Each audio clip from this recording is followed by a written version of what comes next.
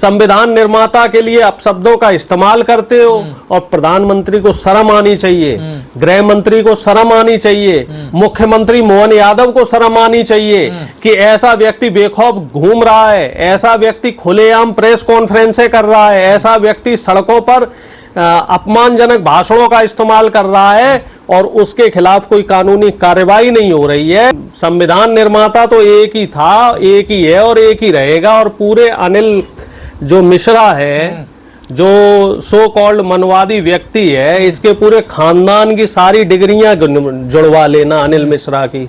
अगर बाबा साहब के बराबर, पासंग के बराबर भी ये निकल जाए तो मुझे बताना। खुद फर्जी डिग्री से ये LLB करके वकील बना और फर्जी बातें करता है। गंभीर आरोप लगा रहे हैं आप, देखिए। बिल्कुल गंभीर आरोप नहीं, मैं तो ये कह रहा हूं इसके खिलाफ कानूनी कार्रवाई होनी चाहिए। आखिर इस व्यक्ति की इतनी हिम्मत कैसे हो गई कि देश के संविधान को बनाने वाला, जो इस देश के बहुजन है, देश का दलित है, शोषित है, वंचित समाज है, जो देश की 143 करोड़ आबादी है, उस आबादी को मुख्य धारा में लाने का जिस व्यक्ति ने काम किया, जिस व्यक्ति ने इस देश की एक पहचान बनाई। हमारा देश सबसे बड़ा गणतंत्र है, सबसे बड़ी डेमोक्रेसी हमारे देश में मानी जाती है और वो डेमोक्रेसी किसकी वजह से है? देश के संविधान की वजह से। और संविधान को बनाने में सबसे महत्वपूर्ण योगदान किसका रहा? संविधान निर्माता बाबा साहब भीमराव अंबेडकर का। तो जिस व्यक्ति का इतना बड़ा योगदान रहा, उस व्यक्ति के लिए अगर कोई भी ओछा आदमी ऐसे अपमानजनक शब्दों का इस्तेमाल करेगा तो उसे बिल्कुल बर्दाश्त नहीं किया जाएगा और हम लोग सामूहिक रूप से इसके ऊपर FIR करेंगे और सरकार से मांग करेंगे, कानून से मांग करेंगे कि इसके खिलाफ कड़ी से कड़ी, सख्त से सख्त कानूनी कार्रवाई होनी चाहिए। एक ऐसा एग्जाम्पल सेट होना चाहिए जिससे कि कोई भी ऐरा गैरा नत्थू खैरा आके किसी संवैधानिक पद पर बैठे व्यक्ति या संविधान बनाने वाले के खिलाफ कोई टिप्पणी ना कर सके। बताइए, चीफ जस्टिस को फेंक के जूता मारते हो, संविधान निर्माता के लिए अपशब्दों का इस्तेमाल करते हो और प्रधानमंत्री को शर्म आनी चाहिए, गृह मंत्री को शर्म आनी चाहिए, मुख्यमंत्री मोहन यादव को शर्म आनी चाहिए कि ऐसा व्यक्ति बेखौफ घूम रहा है, ऐसा व्यक्ति खुलेआम प्रेस कॉन्फ्रेंसें कर रहा है, ऐसा व्यक्ति सड़कों पर अपमानजनक भाषणों का इस्तेमाल कर रहा है और उसके खिलाफ कोई कानूनी कार्रवाई नहीं हो रही है और उसके खिलाफ कानूनी कार्रवाई करने के लिए पुलिस के हाथ बांध दिए गए हैं। आखिर ऐसी क्या मजबूरी है बीजेपी की, RSS की और इस मनवादी सरकार की कि कोई भी व्यक्ति खुल्लम खुल्ला नियम और कानून की धज्जियां उड़ा रहा है और उसके खिलाफ सरकार का कोई भी व्यक्ति चू नहीं कर पा रहा है। तो अनिल मिश्रा के पास कोई तथ्य आधार तो होगा जिस आधार पर वो कह रहे हैं BN राव ने अगर कोई तथ्य है तो उस तथ्य को वो व्यक्ति पेश करे, BN राव का जो योगदान है उसको बताए।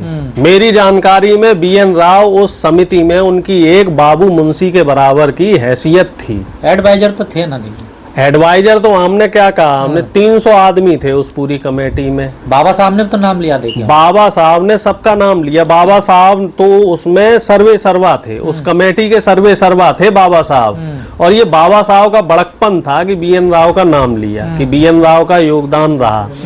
और एक बड़े व्यक्ति, जो महान व्यक्ति है, ये उनकी खासियत होती है कि वो हर रूप से उन्होंने बताया, हर किसी को तवज्जो देता है। अब ये बताइए, हमें एक बात बताई जाए, जब कोई बिल्डिंग बनती है, ठीक है, तो एक व्यक्ति होता है जो मिस्त्री का काम करता है, चिनाई का काम करता है। कुछ आदमी होते हैं जो उस सामान को ढोने का काम करते हैं, कुछ व्यक्ति होते हैं उस बिल्डिंग में रंगाई पुताई का काम करते हैं, किसी का उसमें बिजली के जो सामान है, इलेक्ट्रीशियन का काम होता है। तो ऐसे करके कई तरह के लोग लगते हैं और तब एक इमारत खड़ी होती है। तो उसमें जो मुख्य योगदान है, वो मुख्य योगदान किसका होता है? जो क्रेडिट है वो बिल्डर को, ठेकेदार को दिया जाता है, क्योंकि उसकी निगरानी में सारा काम होता है। अब अगर कोई इलेक्ट्रीशियन उसमें आके कहे कि साहब ये बिल्डिंग मैंने बनाई है, तो वो बेवकूफी है, उसने अपने हिस्से का काम किया। ठीक उसी तरीके से जो संविधान समिति में 299 लोग थे, हर व्यक्ति का महत्वपूर्ण योगदान है। हम उस योगदान को मान रहे हैं। सबने अपने अपने हिसाब से इनपुट दिए और उनको संकलन करने का काम बाबा साहब भीमराव अंबेडकर ने किया और संविधान की रचना हुई। लेकिन ये बात बोल देना इन मनवादियों द्वारा कि BN राव ही सर्वे सर्वा हैं, बाबा साहब का सामूहिक बहिष्कार होना चाहिए, ये बात सरासर गलत है, सरासर बेमानी है और मेरी नहीं, बाबा साहब की नहीं, ये पूरे बहुजन समाज का अपमान है। अस्तित्व इस मिटाने की देश बात हो का रही है। जो 95% समाज है उसका अपमान है ये। और इन मनवादियों के चंद मुट्ठी भर मनवादी जो RSS की विचारधारा से प्रेरित हैं, इनके कहने भर से बाबा साहब का अस्तित्व मिटना क्या, ये बाल विवाह का नहीं कर पाएंगे। बाबा साहब कोई मामूली हस्ती नहीं है। बाबा साहब के नाम पे विदेशों में भी तमाम मॉन्यूमेंट्स बने हुए हैं, तमाम सड़कें बनी हुई हैं, तमाम जगह बाबा साहब के नाम पे पूरे देश दुनिया भर में बनी हुई हैं, और आप बाबा साहब का नाम मिटाने की बात कर रहे हो। कहीं ऐसा ना हो कि आप आसमान में थूको और आपके ऊपर ही आके थूक गिरे, कहीं अनिल मिश्रा का ही अस्तित्व ना खत्म हो जाए। नीले कबूतरों के पर काटने की बात हो रही है। काट लीजिए। इसमें इस समय मनवादी लोगों से हम और उम्मीद क्या कर सकते हैं? अरे जो व्यक्ति सरेआम, जो लोग संविधान जला सकते हैं, जो लोग सरेआम बाबा साहब की मूर्तियों को खंडित कर सकते हैं, जो लोग सरेआम दलितों और पिछड़ों को की लिंचिंग कर सकते हैं, उनके ऊपर पेशाब कर सकते हैं, दलित पिछड़ों की महिलाओं को का सामूहिक बलात्कार कर सकते हैं, वो व्यक्ति नीले कबूतरों के तो पर काटेंगे ही काटेंगे।